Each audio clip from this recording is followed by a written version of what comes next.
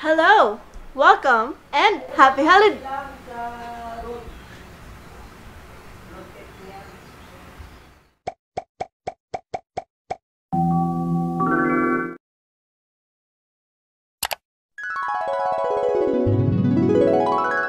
Hello, welcome, and happy holidays! Today, we will be making our Christmas cake. Without further ado, here are the ingredients that you will need.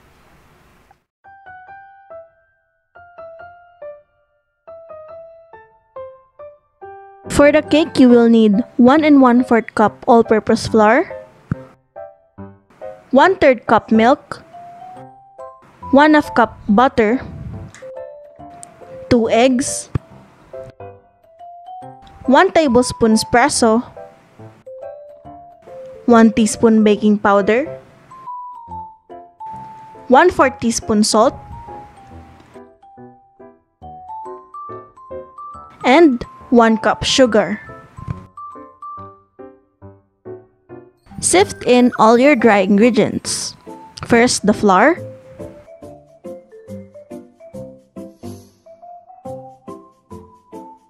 sugar,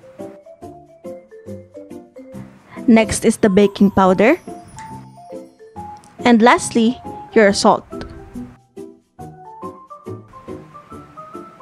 Mix the dry ingredients together and make a well in the center.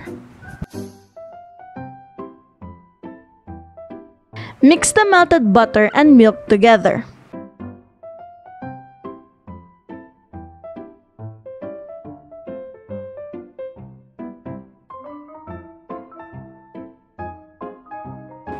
Pour it in the bowl.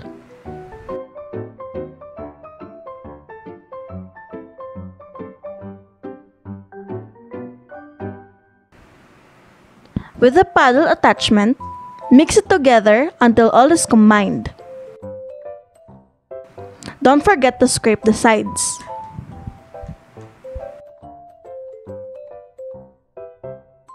Add in the eggs.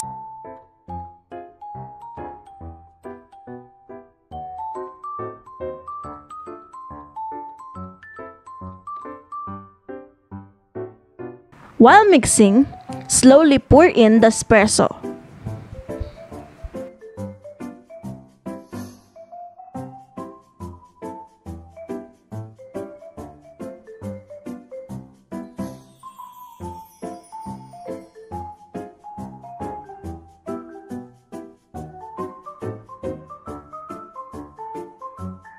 Pour your cake batter in a lined baking pan.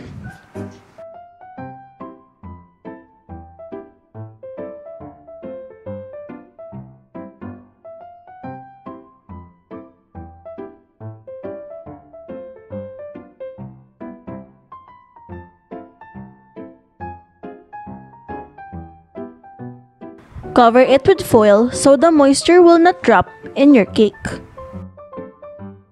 Poke small holes at the sides of the foil so that the heat will circulate properly.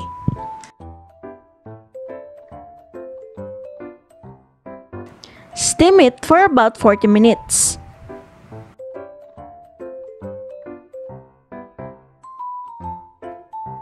For the buttercream, you will need 1 cup confectioner's sugar, 1 tablespoon milk, and green and red food color. Whisk your room temperature butter until it is creamy. And add in your powdered sugar. Sift the powdered sugar to prevent lumps.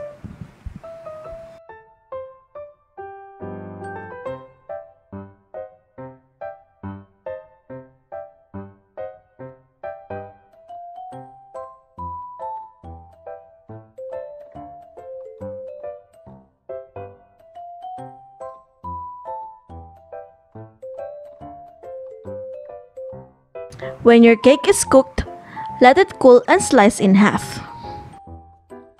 On your cake board, spread some of the buttercream to prevent the cake from slipping.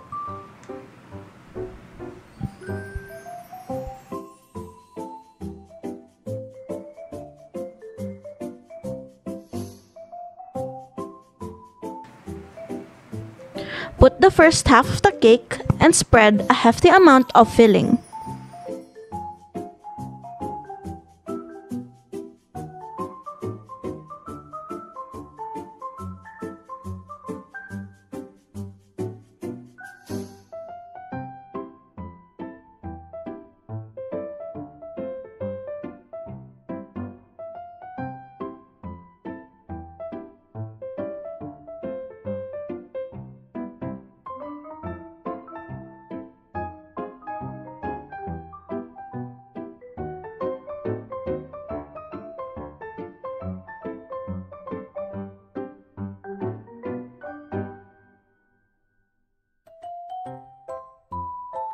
Level it and put the second half of the cake at the top.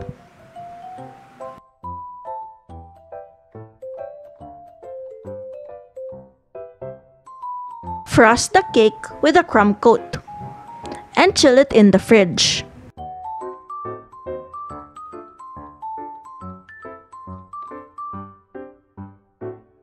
Frost the cake again and smoothen it out.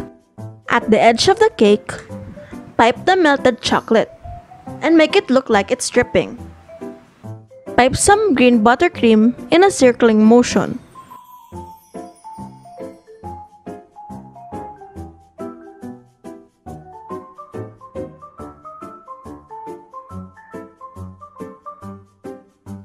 And add the decorations. Some flowers made by me, assorted sprinkles, and edible gold.